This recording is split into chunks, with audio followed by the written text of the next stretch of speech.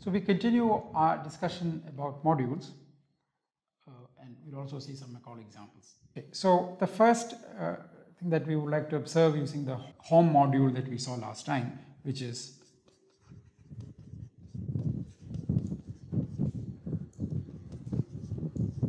f from M to N such that f is R linear. The set of R linear maps from M to N. Okay. So suppose we had N1 to N2. This is some phi, okay, N2. Okay. And we have a map from M to N. This is some f. Okay. If we compose this, we would get a map like this. Okay. So this is the composite.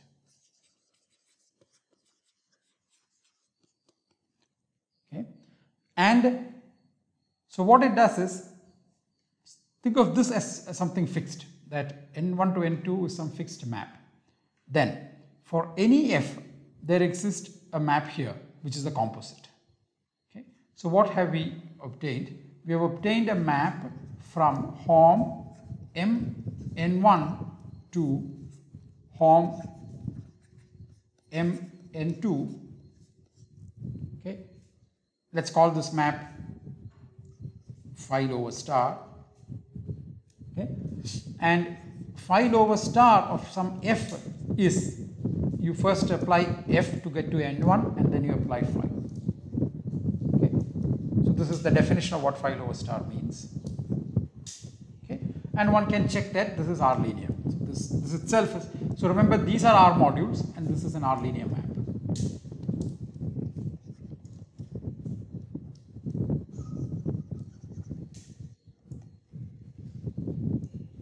Okay.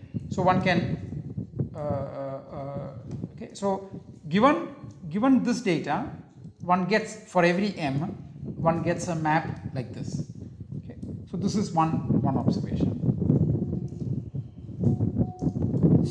Okay. So now we would like to discuss something called define what is called an exact sequence.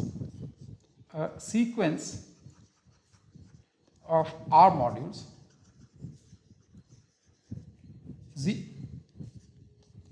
N1 to N2 to N3 is exact. So here, so whenever we say exact, it only applies at a place where there's a map coming in and a map going out. Okay. So so right now, sorry, I'm just trying to define this term, exact. Okay, and this is at N2. One cannot talk about exactness here or there, the way we have. If, sorry, we need some names for these things. Call this thing F and call this G. Okay. Kernel of G is image of F. Okay. So this is what we have. So 0 to N to N1 exact means it's exact at this point, because that's the only place where there's a map coming in and going out, if and only if, so let's call this map F. There's a unique map from 0, this is the 0 map, if and only if F is injective. Okay.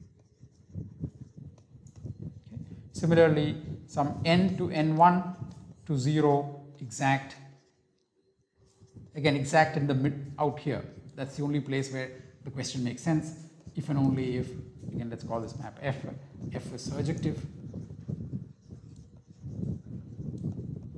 Okay. And given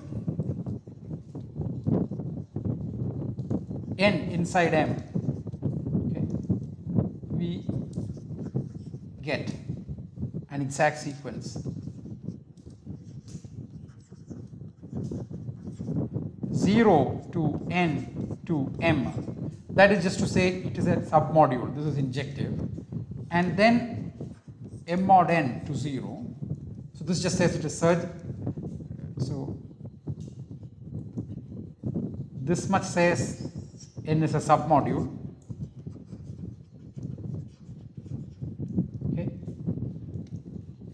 this much says m mod n is a quotient module. Okay, and the middle part says, so maybe it's better to have, okay, middle part, so let's label this map f and g. Middle part says kernel of g. The middle part says kernel of g is image of f, which is precisely what it is. The kernel of m to m mod n is n. Okay. So given a submodule inside a module, we get an exact sequence like this. Such a thing is called a short exact sequence, to say that, to denote that there are only at most three non-zero terms. The left 0 is to indicate that this is injective. The right 0 is to indicate that this is surjective.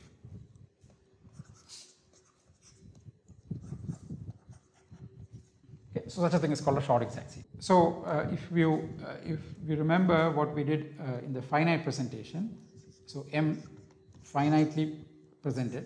One does not. I'm just finitely presented. Sorry, this is finitely presented.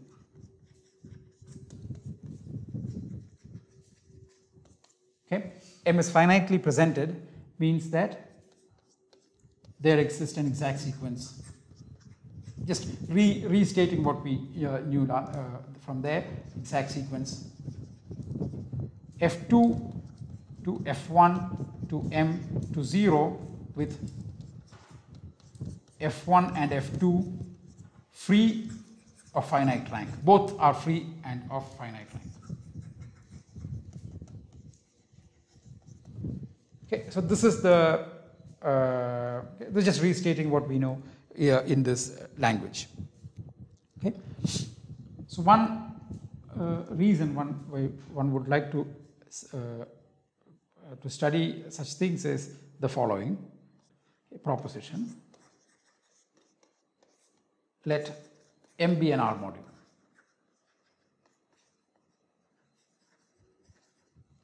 Okay, then the following are equivalent. 1. Every submodule of M is finitely generated.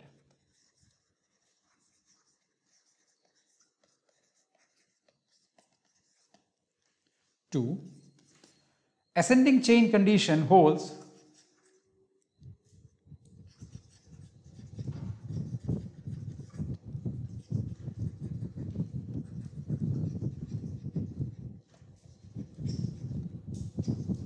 for M, for submodules of M.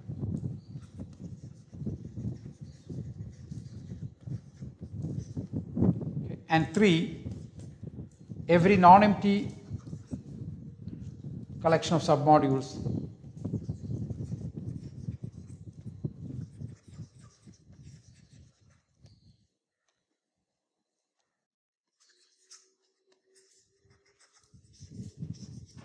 has a maximal element. Okay.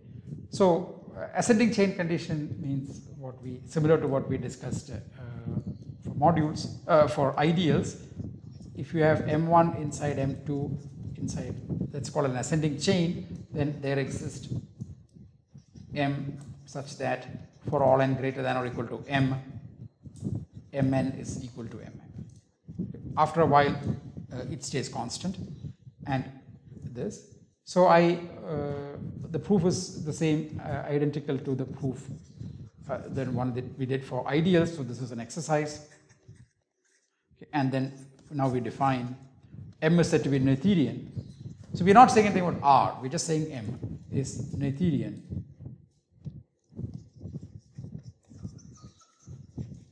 So we can say M is a Noetherian R module if the conditions above hold for M. If any single one holds, the other two also will hold. So any one of them holds for M. Okay, so then M is said to be Noetherian. Okay, So why did we set up all, one of the reasons it's sometimes easy to describe in terms of exact sequence is the following proposition. Let 0 to m1 to m2 to m3 to 0 be an exact sequence, short exact sequence. Short because there are only at most three non-zero terms. Then M2 is Noetherian if and only if M1 and M3 are Noetherian. Okay, proof is an exercise, not very difficult. Okay. If M2 is Noetherian, every submodule is finitely generated. A submodule of M1 is also a submodule of M2. So every submodule of M1 is finitely generated. Similarly, if you have a submodule of M2, its inverse image here will be a submodule of M1. And then that is finitely generated. And that finite generating set is enough to generate its image inside M3. And then you have to work a little bit to prove the other direction. So all that is an exercise. Okay, so now, just one remark. R is a Noetherian ring. This is something that we defined a while ago to mean that every ideal is finitely generated if and only if it is a Noetherian module over itself. If you consider it as a module over itself, then it is a Noetherian module. Okay? That's because the submodules of R, the R submodules of R are precisely the ideals. Okay? So in the study of in commutative algebra as well as its applications to algebraic geometry or number theory, it is the Noetherian rings and and Noetherian modules are quite important. Okay? So here is a proposition which gives us a large class of Noetherian modules, which are also, important in applications. Okay, so let's say R is a Noetherian ring, M an R module. Okay, then the following are equivalent. 1, M is Noetherian. 2, M is finitely generated, and 3, M is finitely presented. Finitely presented. So there are some implications that are immediate from the definitions. If M is Noetherian, then M is already, every submodule of M is finitely generated. So in particular, 1 implies 2. M itself is a submodule of M, so it is finitely generated by definition. Similarly, finitely presented assumes it's already finitely generated, so that implies 3 implies 2. Hence, we need to show that 2 implies 1 and 2 implies 3. So before that, we need to show that 2 implies 1 and 2 implies 3.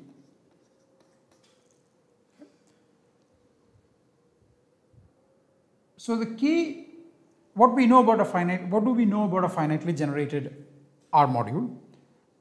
That there exists a finite rank free R module F with a surjective map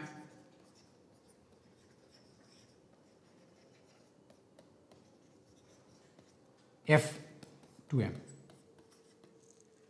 Okay, so this is what this is what hypothesis 2 tells us. Okay, so to show that, okay, so the first observation that we would like to make is F is Noetherian.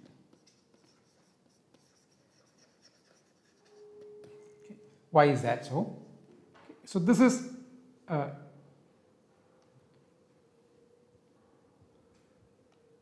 induct on the rank of F.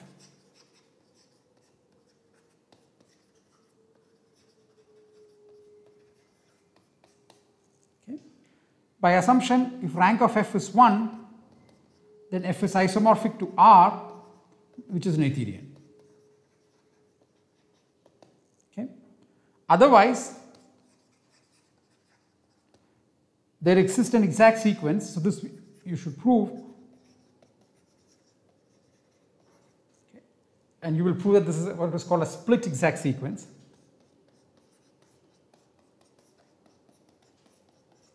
Okay, with F1 free of rank equals rank of F minus 1. So it's exactly like vector spaces in this situation. Okay. So this is Noetherian, and in the previous proposition, therefore, we can conclude that this is also Noetherian. So this is Noetherian, and therefore F is Noetherian. Therefore, I mean this is okay. So any finitely generated free rank is Noetherian, and since M is a quotient of, so now back to the proof, since F, there's a surjective map, since there exists a surjective map onto M is Noetherian. Okay. Now let's call this map phi. What about kernel of phi? Is an R submodule of F. So it is finitely generated. That's because F is Noetherian. Again, we are using the fact that F is Noetherian. Okay. And therefore, we conclude that, so therefore there is an F2 of finite rank, free F2 of finite rank, such that F2 surjects onto the kernel of phi, and we take, okay, so therefore M is finitely presented. Okay. So this is the proof that the three notions over a Noetherian ring, the three notions of a module being Noetherian, module being finitely generated, and module being finitely presented are the same. This is an important situation where many questions that we would like to understand or we study, the situation would be some variation of this thing. Okay, so let's look at a Macaulay example. Here, again, let me just emphasize, this first line should be just ignored altogether. This is part of the code, the part of the program that writes the code, takes the output and writes the documentation. So just ignore that altogether. And this is the input part, the one that is the offset from the left is input. I call it to input. Okay, and this is the this much in typesetter font is the output.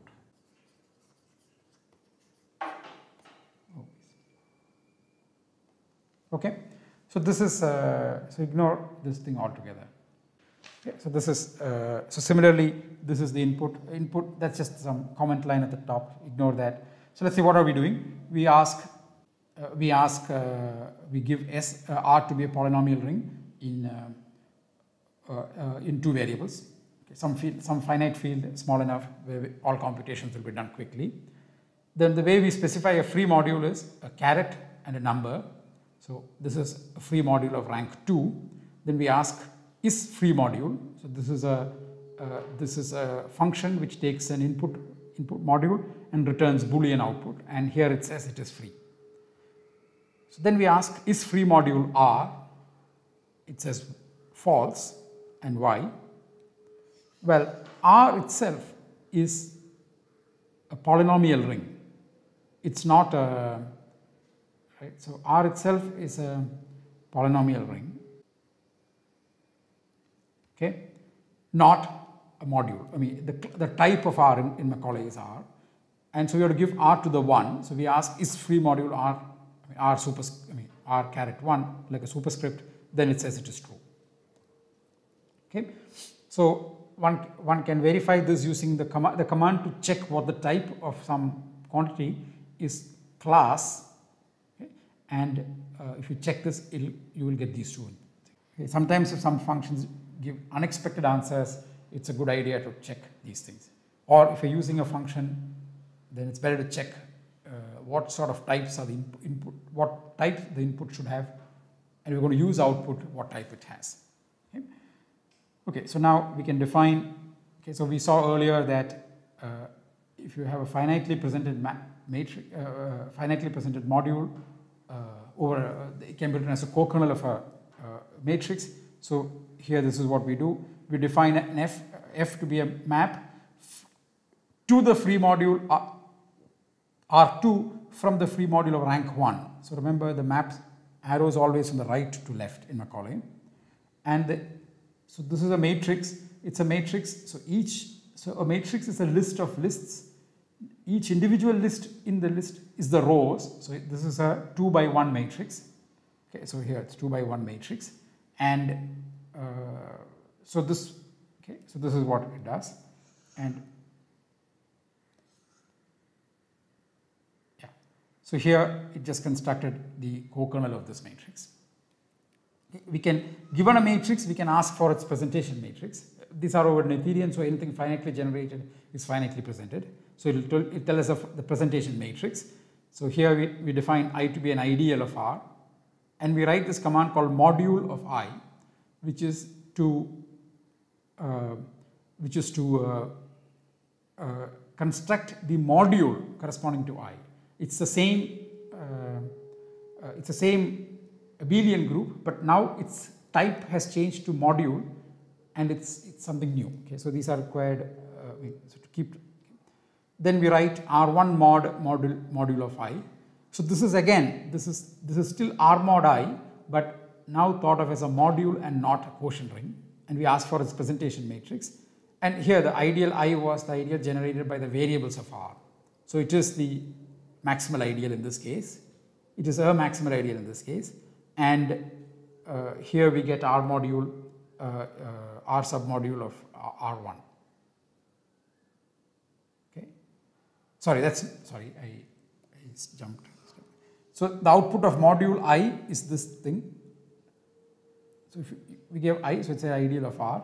Then we ask for module of I. It's an image of this R submodule of R1. Then we asked R to the 1 module of I. Then it said R module quotient of R1, and it just gave the matrix for which it is a quotient.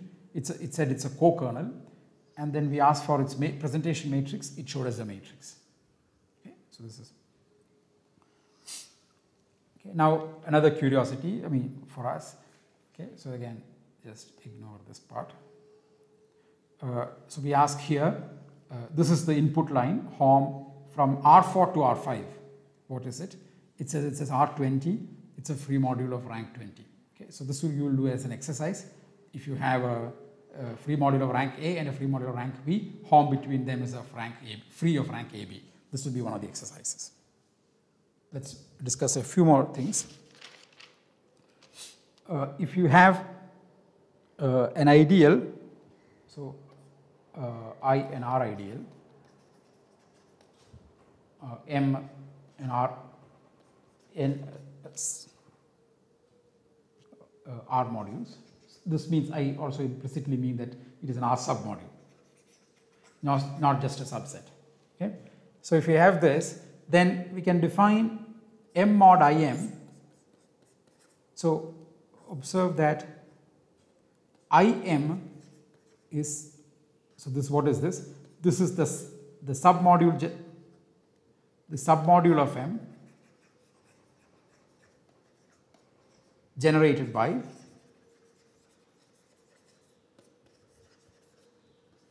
things of the form R times X, where R is inside I and X is inside M. So it is like taking the square of an ideal, but here it's two different, one is an ideal, one is a module. Again, just taking the products is not going to give us a submodule. We have to take the submodule generated by them, meaning finite linear combinations of those things. Finitely R linear combinations of such things. Okay. This R here is from I, but when you take combinations, the coefficient can come from R. Okay, so this is, and M, so this is, IM is a submodule, so we can talk about M mod IM is an R mod I module in a natural way. Okay. And if we have the, so we had N to M, okay. So we had an exact sequence 0 to N to M mod IM to 0. Okay. So we had this exact sequence, to M mod N to 0. Okay. So now what if we further go modulo the submodule generated by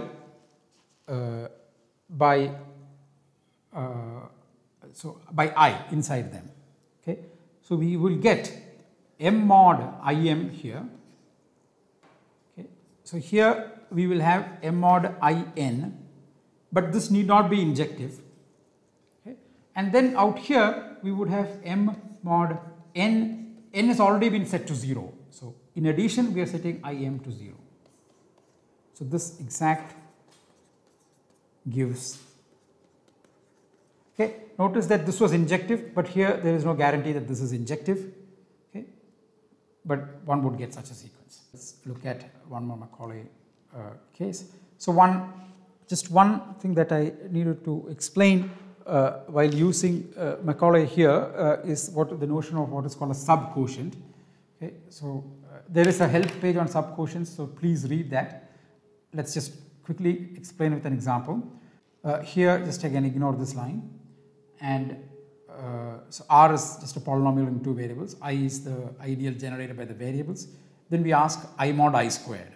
I mod I squared is not an ideal, so it is written as subquotient of this, and it's given two matrices, and then it's written subquotient, and it says R module subquotients of R1.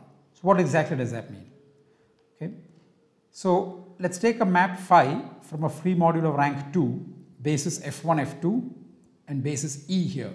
Okay, so rank 2 here and rank 1 here, in which this matrix describes the map. In other words, F1 goes to X times E and F2 goes to Y times E. That's what the first matrix here means. Similarly, here it's a map from rank 3 to rank 1. So G1, G2, G3 basis and same E. Okay, so this is G1 goes to X squared E, G2 goes to X, Y, E, and G3 goes to Y square E from here. And notice that the image of the second map, psi, is inside the image of phi, and both of these are submodules of R1. The map has target R1, so this image is a submodule, and it says I mod I squared is the quotient of the submodule, the larger submodule by the smaller submodule. That's what it's called a subquotient, and this is a way Macaulay describes many modules, and one can convert it to the usual description of quotients, co-kernel of a map. There are commands to that we will do it, and as we proceed we will see these things. Okay, so this is the end of this lecture.